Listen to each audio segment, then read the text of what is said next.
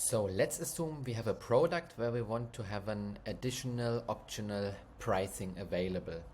So what we're gonna do is we have here this product, and let me show to you how we can make the button appear just when the yes button is ticked, and if the no button is ticked, it will disappear.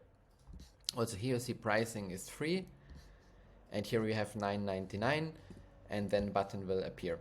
So basically, first of all, we open up the product from the Shopify store, and here we have the option to add some variants, and we can just call the variants, for example with logo, and we can say one variant is no, one variant is yes, and here I also added a price tag in the label, and here I set the price of $0, and here I set the price of $9.99. Then we will save it.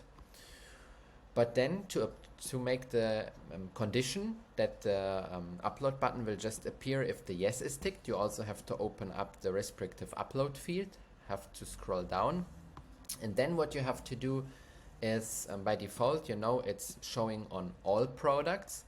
What you have to do is you have to go to the variant targeting, because this is just a variant in this case, and so we will go to choose variants. We'll scroll to find our product, it's this one, and here we see the options no and yes, but we just want to show the button for yes, so I will tick that. We'll click add, we'll click save, and then according to my rule, if I refresh, the upload button will just appear for the yes. And you can also say basic price doesn't have to be 0, it can be also a price with maybe without an image, a price, whatever you like to feel.